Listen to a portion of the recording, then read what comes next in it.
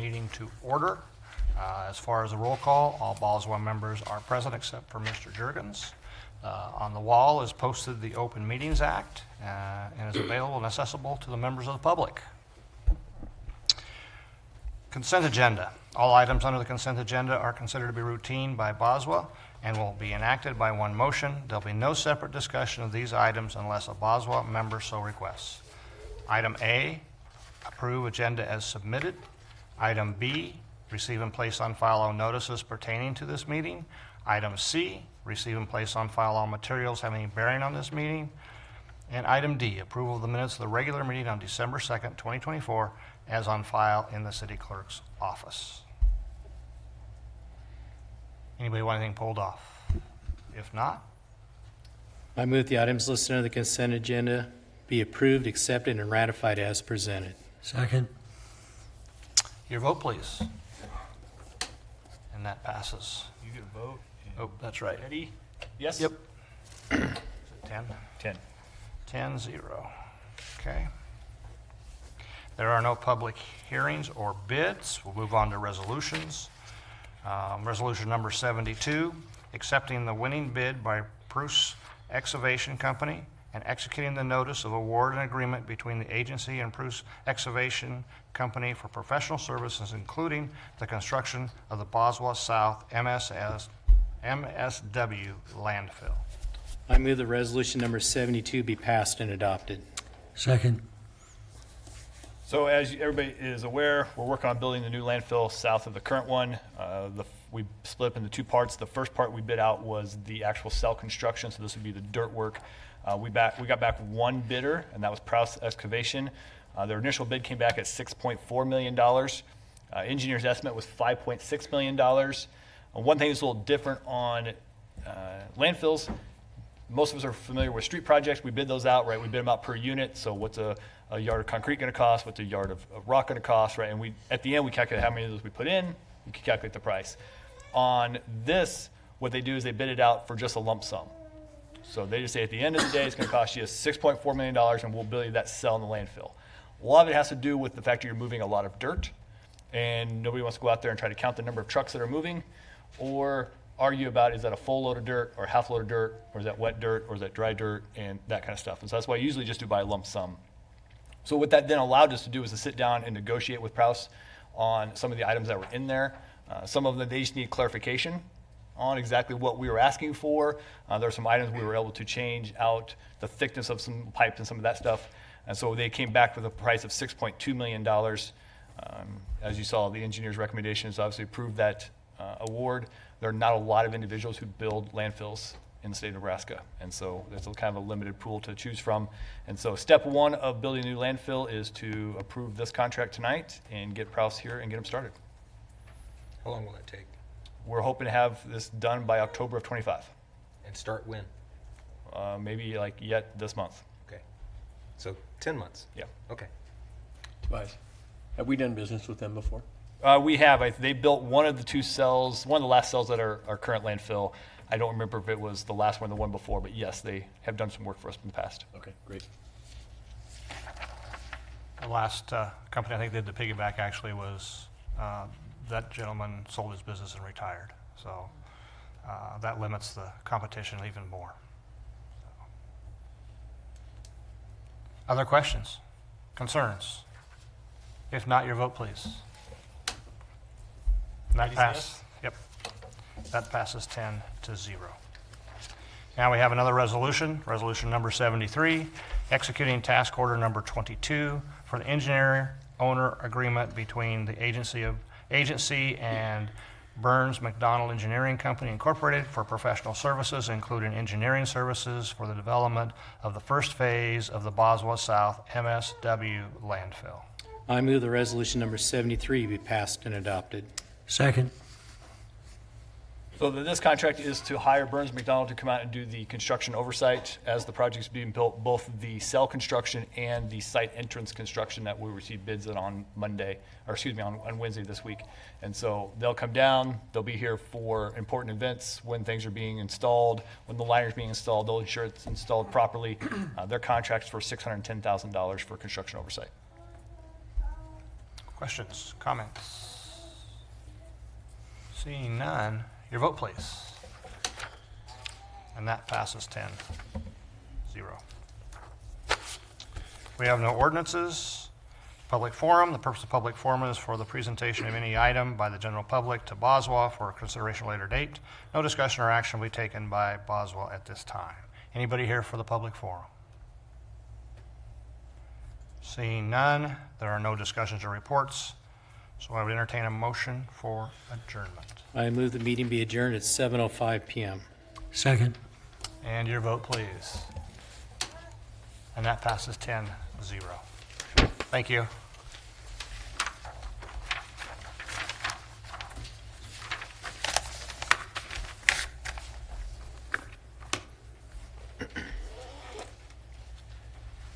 Okay, we will now call the City Council meeting of December 16th, 2024 in session. Will you please rise and join me for the Pledge of Allegiance?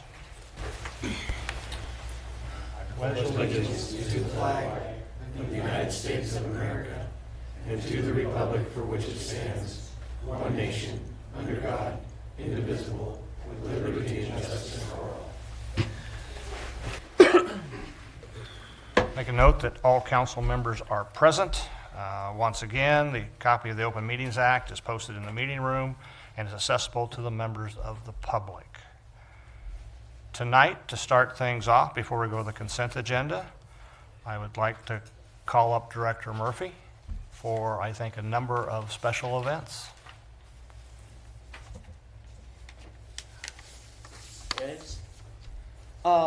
First of all, thank you for allowing us this platform to present some awards for our officers and communications officers as well. I'm going to go ahead and call them up and get them lined up, Okay. and then I'll kind of explain a little bit further. So if you guys want to come on up.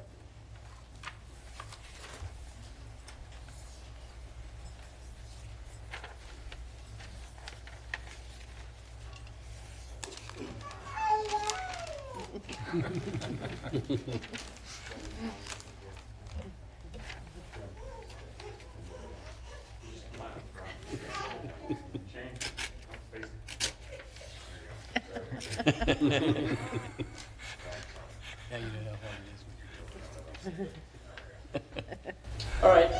I also want to thank Captain Dan Moss. Without him, none of this would have been taking place right now. He's the one that prepared all the awards, kind of set everything up. So kudos to him for doing that. Tonight we're giving two separate awards, the Meritorious Service Award and the Medal of Valor. These awards stem from the homicide which took place here in town on September 8th of 2024. The difference between the two awards is a Meritorious Service Award is an award given to those who go above and beyond to show personal initiative, tenacity, and ingenuity in developing a plan to help the department reach their goals or objectives. In this case, it was hostage rescue. Medal of Valor is an award given to those who, through exceptional behavior and at personal risk, perform a physical act that saves a life. We'll be given both Meritorious Service Award and Medal of Valor. Our director, Carla Zarbonecki, is the director of the communications. She'll be giving the reading a summary and giving the awards to our communications officer. And then we'll have Captain Dan Moss also read a summary, and we'll be giving awards to the officers. So Carla, if you want to go ahead. So on September 8th, 2024, at 04:32 hours, dispatcher Freddie Nauman answered a call from a third party reporting that her son had received information of a shooting which had occurred. Dispatcher Nauman eventually developed a rapport with the caller, who was able to convince a female victim to call 911 herself. The female victim told Freddie that her father had shot her mother and that the father would not let her and her younger brother leave the house. Freddie stayed on the phone with the victim for over 2 hours, helping her to maintain composure and focus and help her through the incredible difficult situation. Due to the rapport he developed, the negotiations team was able to let Freddie stay on the phone with the victim while they developed questions and situational awareness to assist officers at the scene. Freddie continually kept the victim aware of the officer's actions, which helped her and her brother stay safe while locked in the house. As dispatcher Nauman was speaking with the female victim, dispatcher Hallie Shank, had to single-handedly deal with all the other tasks in the communications center and all the other emergencies that were occurring at this time. Hallie coordinated calling out the negotiations team, the special response team, the crime scene team, police administration, Gage County Sheriff's Office, and staged the Beatrice Fire Rescue. Due to her experience and resolve, she was able to keep all responders informed of the current situation as it unfolded and it was being relayed at the time. Current updates to the officers on scene to help them prepare and execute their planned rescue. Freddie and Hallie's actions that night directly led to the successful planned execution and the best possible outcome of a dangerous situation. They both played a huge credit. They are both a huge credit to this department and the example to others to follow. Keep up the great work you are doing within the community, and thank you for your service you provided that night. I would present the Meritorious Service Award to Dispatcher Freddie Nauman and Hallie.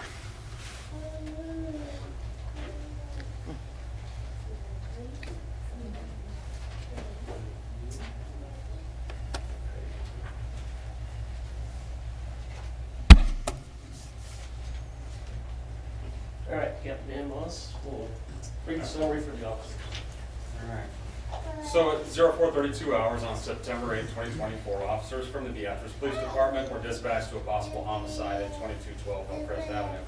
Officers were told the suspect was still in the house, and he had barricaded all exit doors by screwing them shut, not allowing the 19-year-old daughter and 11-year-old son to exit the house. Dispatch notified officers they were in contact with the 19-year-old female victim, and she advised the suspect had shot their mother and had several firearms in the home. Sergeant Maloli, the shift supervisor, made the decision that the children would not be left in the home. Officers developed a plan to force entry into the home to extract the children. During this time, dispatchers remained in contact with the female victim, strengthening her resolve and gathering intelligence to finalize the rescue plan and coordinate the proper time to make entry into the home. The victim told dispatch that she was in the basement and her brother was asleep on a couch in the living room upstairs. She also told dispatchers that she could hear her dad going out of his bedroom to the upstairs bathroom. During Nauman's conversation with the victim, negotiators Zach Lowenstein and Tim Price were monitoring the conversation. Since Nauman had a good rapport with the victim, they allowed him to keep speaking to her and relayed some questions to him to ask her. This technique is unusual in the fact that both Lowenstein and Price thought outside the box and decided to get a headset from communications area and go back to the whiteboard where they could monitor the conversation and draw up the scene as they were hearing it. They also relayed the information to the officers who were on scene. This was very crucial to the safe extraction of both victims in this case. As it was getting later in the morning, officers' preference was to make entry before daylight. At about 06:15 hours, the victim stated she heard her dad go back in his bedroom. Officers waited about 5 minutes and then had dispatch notify the victim to begin making her way to the living room to get her brother. This would put her next to the front door as officers made entry into the house. Sergeant Shane Maloli and Brian Carver, along with officers Zach Smith, Kelly Byrne, and Ben Shank, made their way to the front door from the staging area on the west side of the house. Sergeant Maloli, using a ram, struck the front door twice, breaking the door loose from its deadbolt and multiple screws. Officer Kelly Byrne entered the home first, using the ballistic shield to put himself between where the suspect was last known to be and the exit door for the children. Officer Byrne was met by the suspect coming out of the bedroom as Sergeant Carver was ushering the two victims out of the house. The suspect was caught by surprise and quickly surrendered to officers and was placed in restraints. A loaded handgun was found on the half wall just outside the suspect's bedroom. Officers' actions that night directly led to successful plan execution and the best possible outcome to a dangerous situation. You're all a huge credit to this department and an example for other officers to follow. Keep up the great work you're doing within our community, and thank you for the service you provided that night. So we're going to present a Meritorious Service Award to negotiator Officer Tim Price.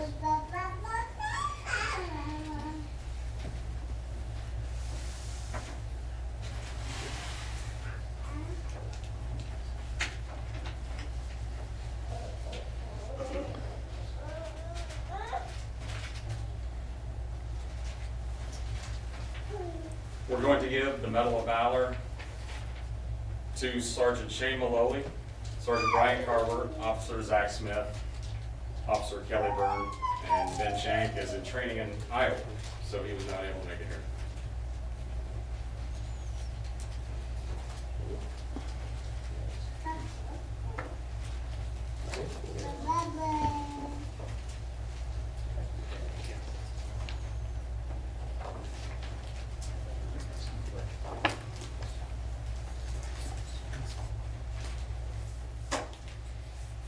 Again, I want to thank all these officers for being here tonight. They're great to work with, obviously great officers. They really represent the department well and the city well. And congratulations, guys.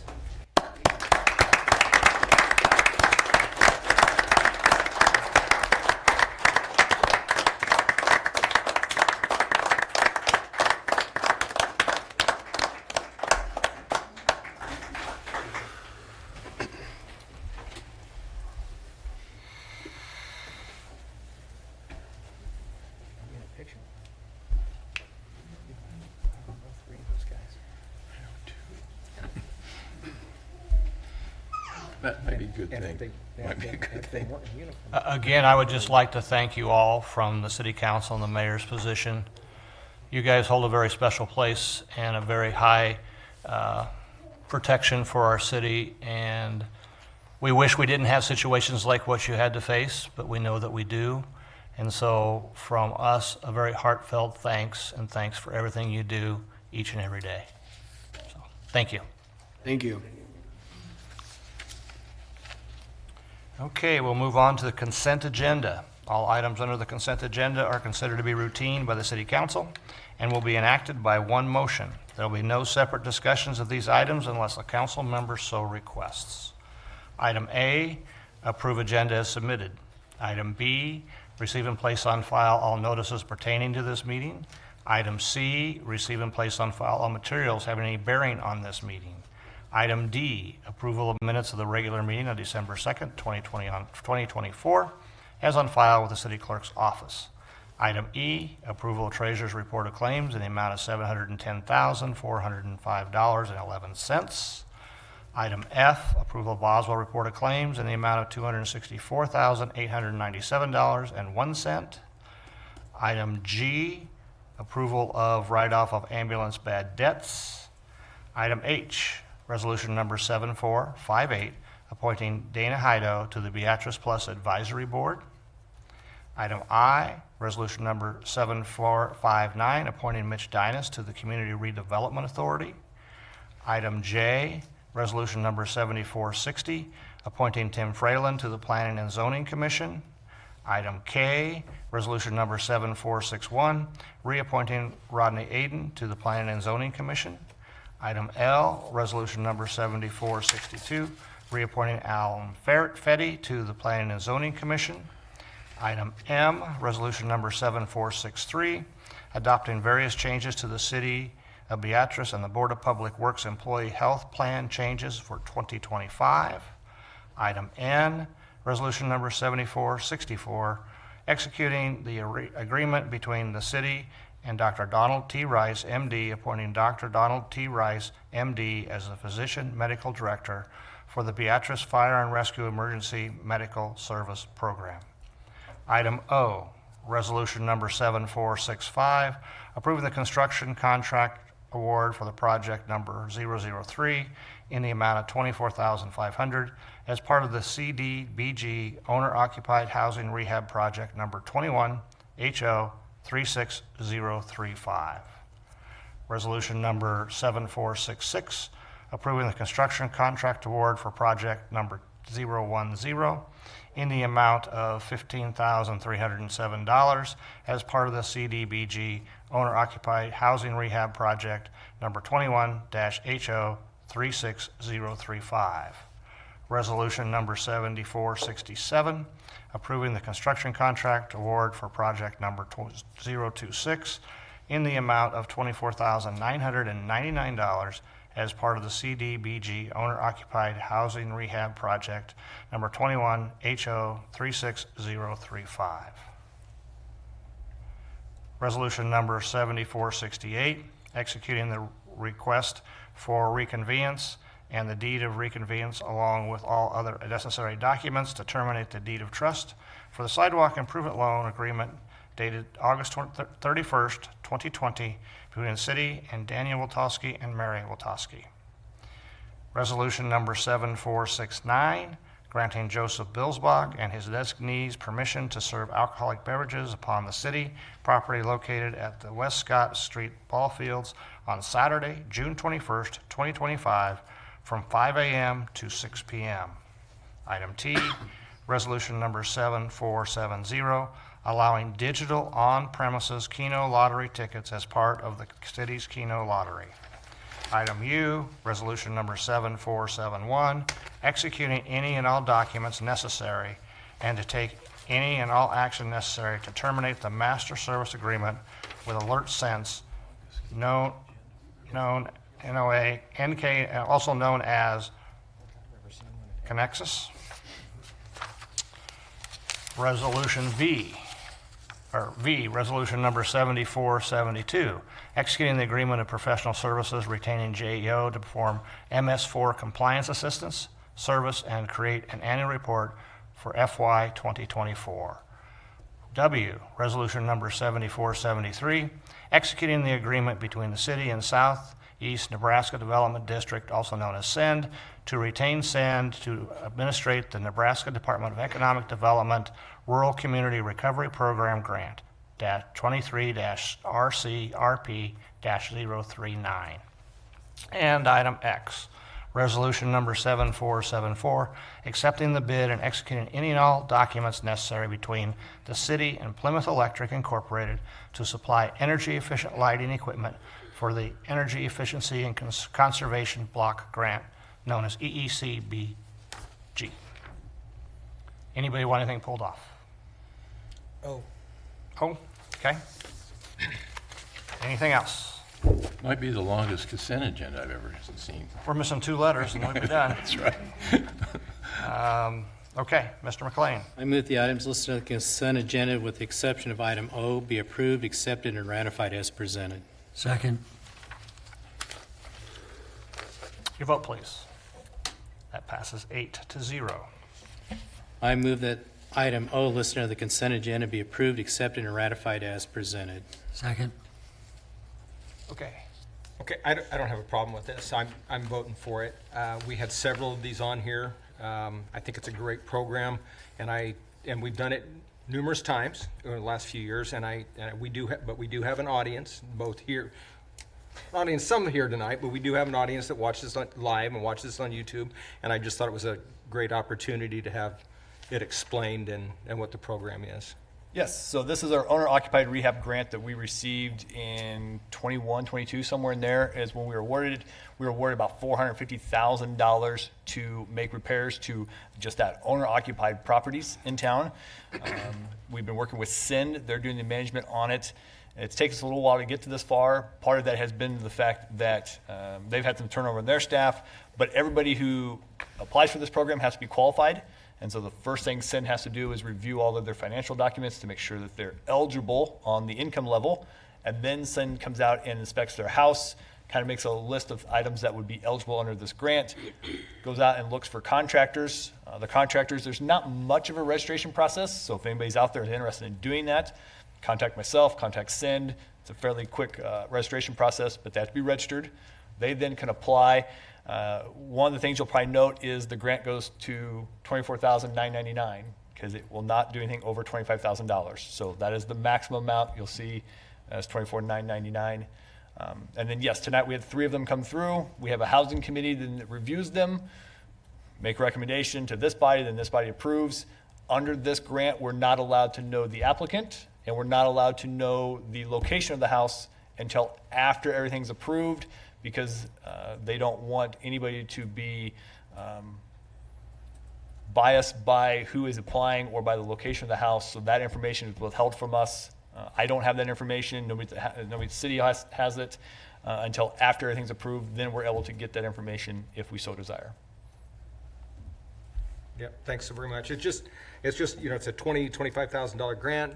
You do the multiplier, the amount of money that we got, how many homes and different people in the community, structures that affects, and I just thought it was a good opportunity. So, thanks, Tobias. Yep. Any other discussion? If not, your vote, please. That passes 8-0. There are no public hearings or bids tonight. We'll move on to resolutions. Resolution number 7475, executing the general release request of reconveyance and the deed of reconveyance along with all other necessary documents to release and discharge LMRRLR LLC and Rob L. and Leanne M. Ruskamp regarding their CDBG loan agreement. I move the resolution number 7475 be passed and adopted. Second. So the next two resolutions go together. In 2015, the city loaned $80,000 of CDBG money and $60,000 of LB 840 money to LMRRLR, otherwise known as Dog's Hut.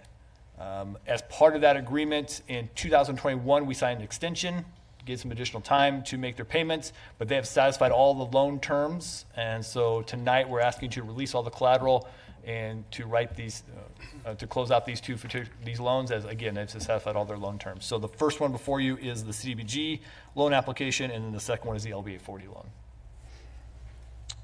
Any discussion needed? Your vote, please. And that passes 8-0. We move on to resolution number 7476, executing the general release request and reconveyance and the deed of reconveyance along with all other necessary documents to release and discharge LMRRLR LLC and Rob L. and Leanne M. Ruskamp regarding their LB 840 loan agreement. I move the resolution number 7476 be passed and adopted. Second.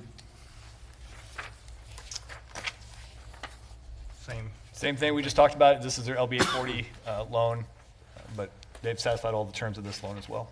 You know, the only thing I would point out is it's really nice when LB 840 works and we're able to help people and business in the city of Beatrice. And here's an example of two that has helped and in return have paid us back. And I think that's always a kind of a shining star for this program. So with that, your vote, please.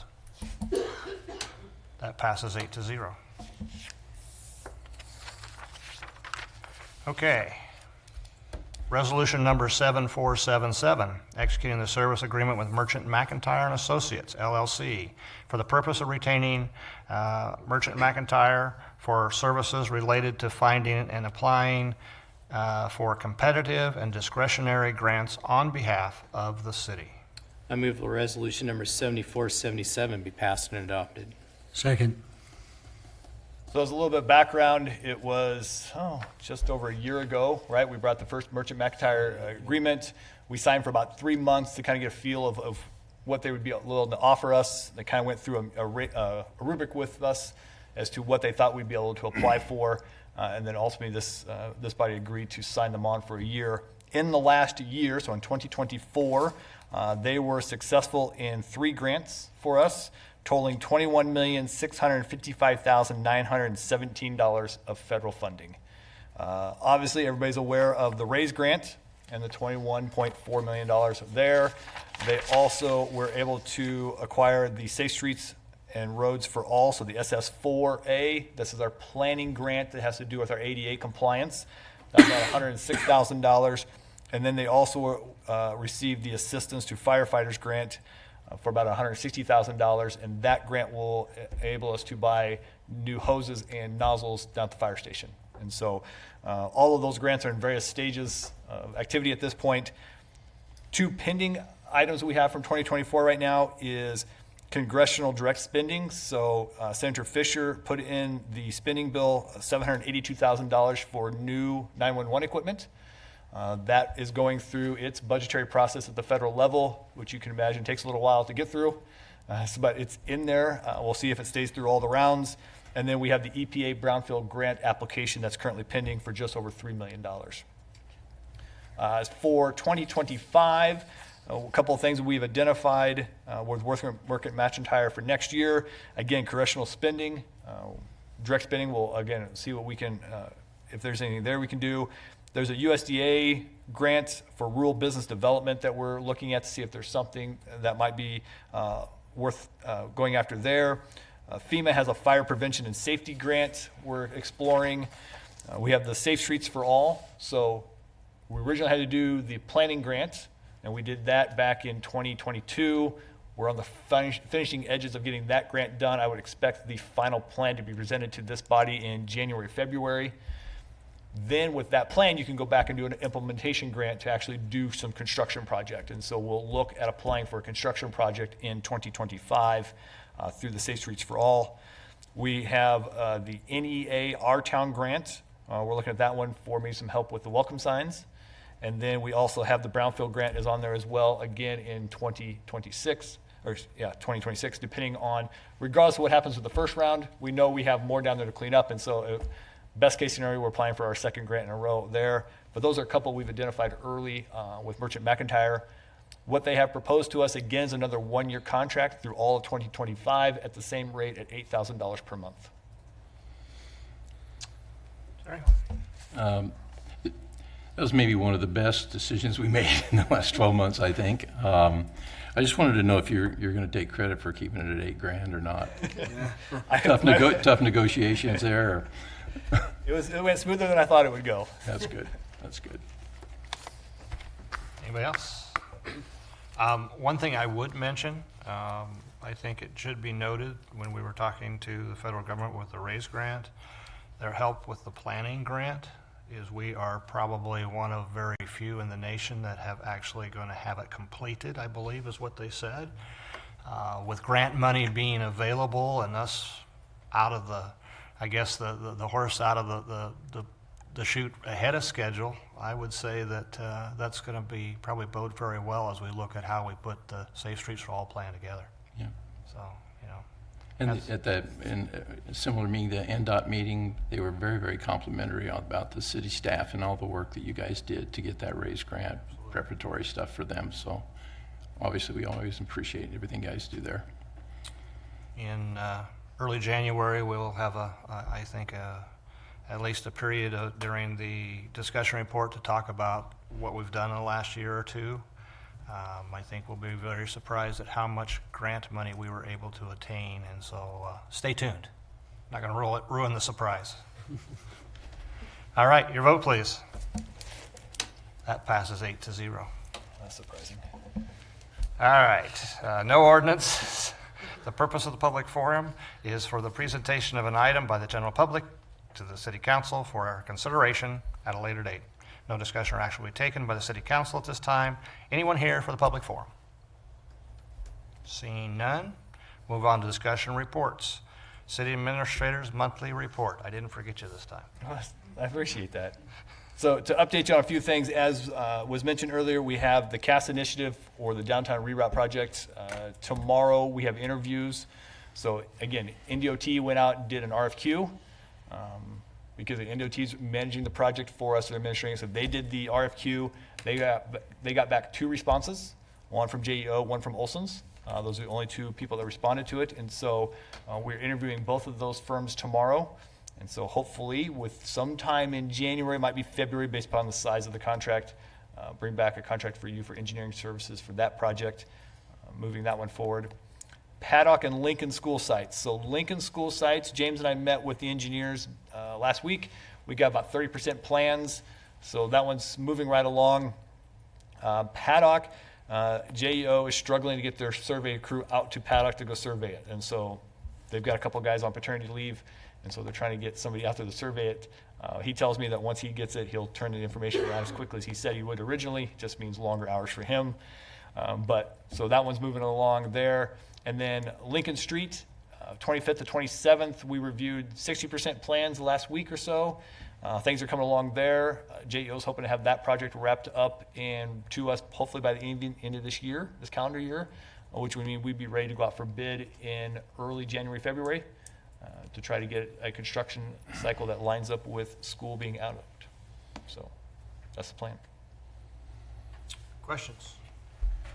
I don't have a question, Bob, but I want to make a comment. So about 3 months ago, 2.5, 3 months ago, I brought up the code violations, building permits, demolitions, the Chet's office. And if you look in there, I think if I'm not mistaken, it's 983 violations that they've got reported so far this year. So if you break that down, if it doesn't get any bigger than that, that breaks down to, you figure out a few vacation days, a few holidays in there. It's about five of those a day. And that'd be 2 guys to get 5 of those done, excluding anything else that they have to do, any building permit work or follow-up work, or these things that don't get done. I just am reminding the rest of the council and the 2 council members that we need to do something about this.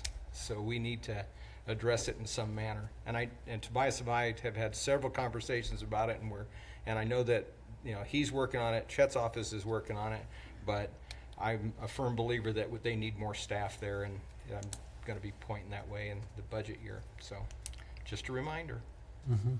Okay. If you haven't had an opportunity to get out on the east side of town, Todd's entrance into the U-Stop is very functional and looks very nice, and we wish him all the best in what that's going to bring him. Maybe just a small thing, but a big thing to him. Dale, you pronounce it Brazi or Brazy? Brazi? That's what I thought. I don't know if you guys noticed, but he's retiring at the end of the month. Put in 47 years with our city and the utility billing department. He came when I was here, before. So I want to congratulate him from all of us, I'm sure, and wish him well. Thank you for his service. All right. The next regular city council meeting will be January 6th, 2025 at 7 p.m. right here in the BPS administration building. There will be a work session prior to the January 20th meeting at 6 p.m. right here at the Beatrice Public Schools Administrative Board building. Mr. McLean. I move the meeting be adjourned at 7:37 p.m. Second. Your vote, please. And that passes 8-0. Everybody have a safe night and happy holidays. Julian.